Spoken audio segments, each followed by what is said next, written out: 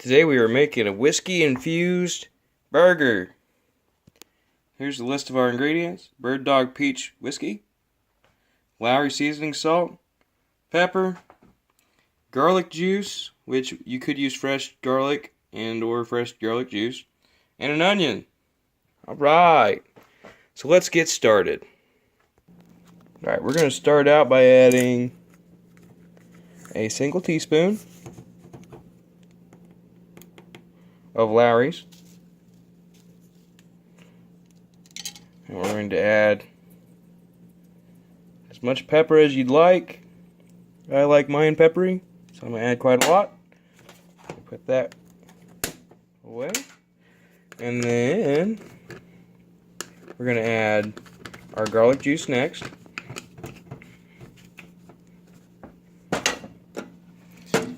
And this you can measure out. I believe a teaspoon is worth a clove. Let me double check. 2 teaspoons is worth 1 clove, but I really like garlic, so I'm just going to use quite a lot there. A little more than I intended, but that's okay. And then what we're going to do next is the alcohol. So take your shot glass or whatever you want to use to measure it with. And you want to make it too liquidy. Because of all that garlic juice I used, I'm not going to use a full double shot. I'm going to use a little more than a shot. This is a peach whiskey. It's pretty good. It's very awesome to cook with. It's very sugary, but it's very good to cook with. We're going to add that. So next we're going to cut our onions. Okay. Time to cut our onions. So what we're going to do is we're going to cut the ends off.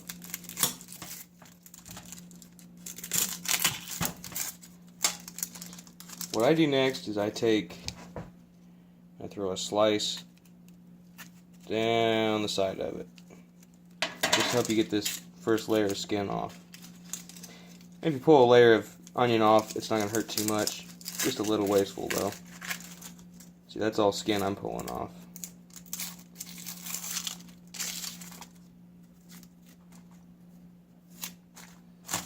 We take all that, we throw it away. Now that we got that spot where we already started to cut at, just go ahead and slice it somewhere down the middle. And what you're going to want to do, be careful when you do this, but take it and cut all the way down it except for a little spot right there. And that's to help you get more even cuts. My knife is really dull, so my cuts aren't going to be too even. You always want to start with a sharp knife too, but this is what I had clean and could find. Okay, so now that you got that, you just want to slowly chop the beginnings of them. Chop this way.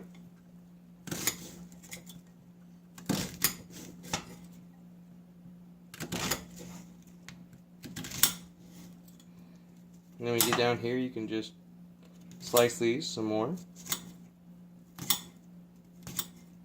Always be careful not to hit your finger. Sometimes it happens, but onions aren't very fun to get cut in your finger. Now we have these all like that. What you do is separate them. I'm gonna put this away for some other.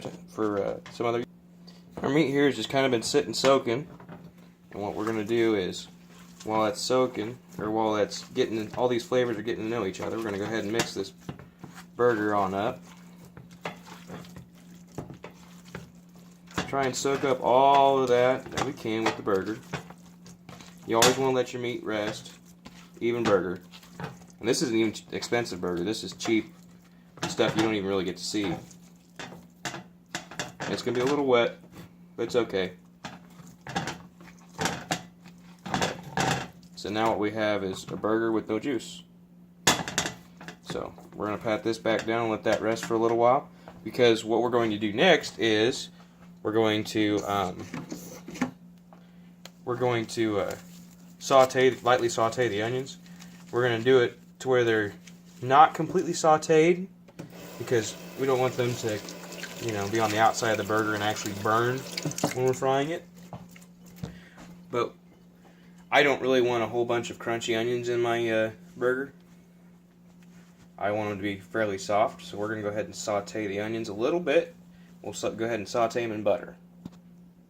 Okay, we got our pan just about ready. We're going to go ahead and take a tablespoon of butter. And I do have a small pan right now. I figured I might as well use it instead of dirtying a big one up. Tablespoon of butter, wait for it to melt. Now it's starting to melt. There's probably a tablespoon, was probably a little too much for this, but I like butter. I don't know anyone that doesn't. So, I don't think it's going to hurt a thing.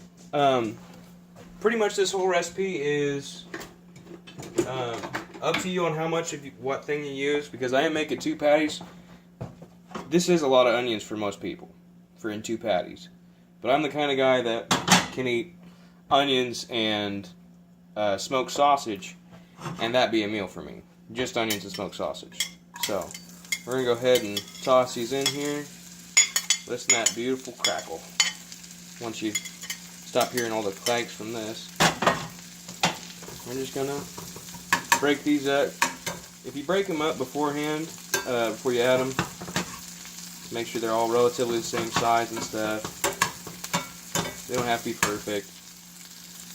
I mean, I suppose if you're a chef, they should be perfect, but, you know, I figure if you're watching a how-to make on food, you're probably not a normal chef. Probably not your career. It might be, I don't know. I don't know who watches what. Just my assumptions. You know what they say when you assume things. But anyways, we're just going to want to try and get a light saute on these to where they're not quite soft, but still have a little bit of crunch, but not real crunchy. Alright, we're just about there.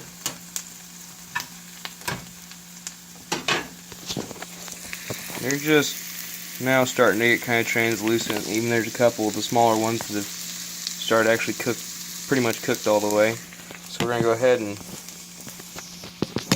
oh, sorry. There we go. We're going to go ahead and remove it from heat. Let it finish cooking in here. And then what you're going to want to do is after you let them stop frying, I'm just going to leave them like this in the pan until they stop actually cooking. Stop making the cooking noise. Then I'm going to add this back into our beef, mix it around. But when you add this, you got to make sure that you wait for some time, because this is going to be really hot. So really, if you wanted to do this now, while you're waiting for this, if you wanted to let this rest now, instead of when we first started, that might be, you know, that's up to you. I prefer to let the meat rest longer. It tends to kind of soak in the flavors a little better. So, alright, we'll be back in just a minute once all this is cooled down. Now this has cooled down a little bit. It's still pretty hot. I'm going to go ahead and mix it. I took them all. You want to try and keep as much of the butter inside the pan as possible, because we're going to reuse that pan. What you're going to do is just mix it around, kind of like it would be if you were making meatloaf, if you know how to make meatloaf. This isn't too much of a different recipe than meatloaf, really. It doesn't have the breadcrumbs or the egg, but a lot of similarities, though, really, in it. So we're going to just go ahead and mix all this in here. There's quite a lot of onions in mine, so I'm not going to worry too much about onions that are going to be left behind. Half an onion is too much, really, for 2 burgers. I do like onions, though, so I'm going to try and get most of these in this burger, but if I don't, I'm not going to fret too much. Now you're going to notice, if you're making this along with me, you're going to notice that this meat is pretty wet, but it'll still be okay, because we are going to cook it. So we're going to be frying it, so it's going to be all right. This will make 2 pretty good sized patties here. And what you're going to have to do is, when you're making the patties, you're going to be real careful about putting them on there and try and keep them in one piece, because it's gonna want to break. But it's worth it because this is good stuff, real good stuff. Oops. Okay, so we're gonna go back to our little cast iron here. Light her back up. Pull these little onions off the side here so they don't end up burning. You want to make sure you have some oil in there, and or butter. You could use some more butter if there's not enough left from your onions. I'm gonna use oil because it's easier. I don't have to wait for it to melt. So I'm gonna just pour a little bit of oil in here. Or if you're using a stainless pan or a non-stick pan, you can just use cooking spray, which I've got some here, but I don't really use it, except just to put some on my pans so they don't rust. Or I assume they can rust, I don't know. But that's the only reason why I have the spray here, because I don't have any of the non-stick pans. What you want to do is, make sure that sounds nice and hot. I actually have a piece of onion still in here. I can see it bubbling on that onion, so I know it's getting ready. What you're going to want to hear is, as soon as you put that patty on this plate, you're going to want to hear a sizzle. So we're going to wait a little bit longer just for that to heat up. And we're going to start getting these patties ready while we're waiting for that to heat up. What you're going to do is just grab a little ball and grab about half of it if you're working with about 2 patties worth, which that's about what I'm working with, and just kind of go back and forth and try and get it as round as possible. That pan looks like it's just about ready, so we're going to go ahead and that's what you want to hear. So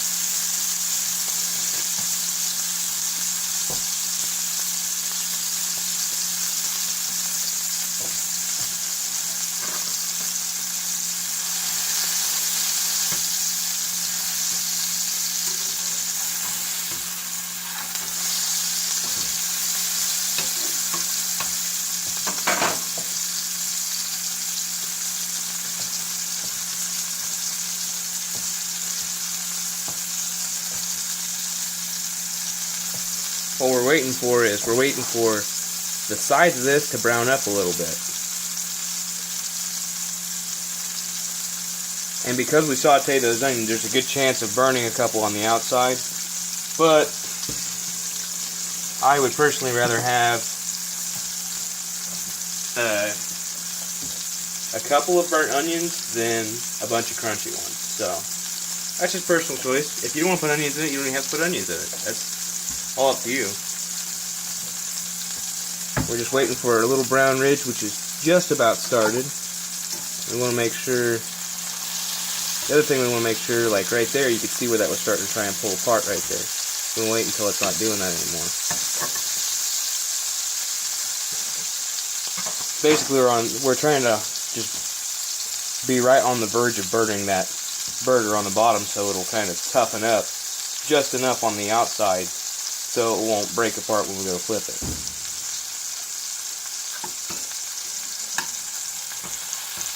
Yeah, see, that's much better. And now we're going to hope this flip doesn't break it. Perfect.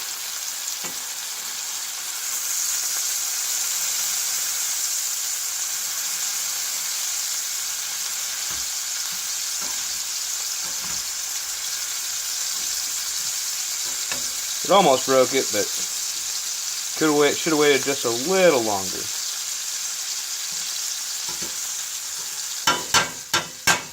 Now here's a time where you could, if you wanted to, if you like your burgers with a little rare in it, you could just leave it open like this, or if you want to make sure it's cooked really good, really well, you can cap it. I'm going to leave mine open so you can see it a little better.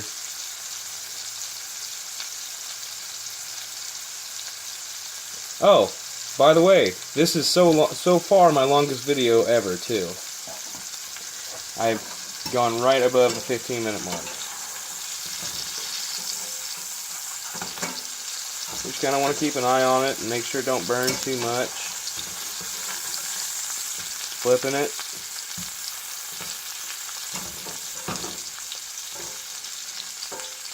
And you can see here I'm losing a lot of onions that were on the outside just because I had way too many onions for it. But that's just going to be something I'm going to have on the side now. You can also see, if you look up top, that it's still pink on the inside. So what we're going to do is we're going to lower the heat so it'll burn through a little better, or not burn through, I'm sorry, but so it'll cook through a little better without burning the outside too much.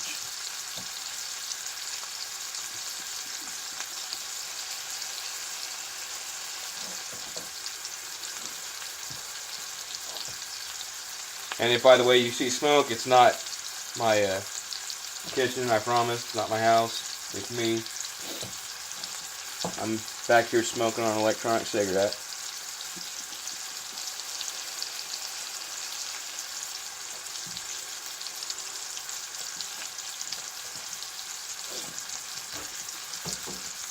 I like to flip burgers a lot.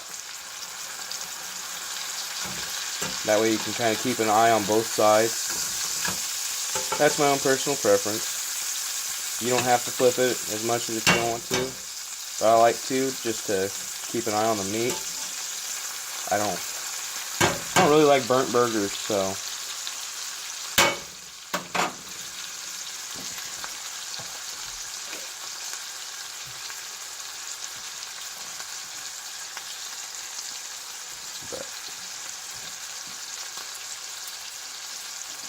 And if you have a thermometer, it's a good time to, check the interior. I don't have one, so I'm going to split mine just a little bit open, and it is not done. But if you want to cook faster, you can top this with a cover, and it'll cook a little faster. Kind of steams it a little bit on the top. Cooks the meat inside a little quicker. I unfortunately don't have a glass one, otherwise I would put it on there and all sorts of fun. It's also a really good one to put on a George Foreman grill. These burgers are real good for that because it helps drain off the whiskey and the garlic juice so it doesn't stay real wet. Plus you don't have to flip it on a George Foreman. You just put it in there and check on it. And you can flip it. I mean, there's nobody saying you can't flip it on a George Foreman. Just, you don't have to, I don't think. I've never have. Well, I've turned them, but I've never really flipped them. So, well, I'm going to let that sit for a little while, and I'll be back when it's time to plate it. There's our pan burger, and add a piece of cheese, and then we'll add our... I went ahead and fried one on the George Foreman grill to kind of show you what they look like. They do flatten out quite a lot, just because of the weight of the George Foreman grill. But we're left over with some of these because I put too many onions in it. And these are all from the frying pan, and I don't think burnt onions are actually good for you, but they still taste pretty alright to me, so I'm going to go ahead and eat them. I've got a piece of American cheese right here. Oh, sorry, it's falling off. It's melting that cheese real good. That's why I didn't cook it in the George Foreman, because they flatten them out a lot. But I went ahead and cooked one just to kind of give you an idea. And I added mayo, ketchup, and some hot sauce. Go ahead and put that there. And there's our cross section. Thanks for joining me. I'll have some more cooking videos out next Monday. Tuesday and or Thursday will be vapor-related videos, and Wednesdays will be car-related videos. Thanks for watching. If you like this, please like and subscribe, comment, and I'll get back to you. Thanks. Bye.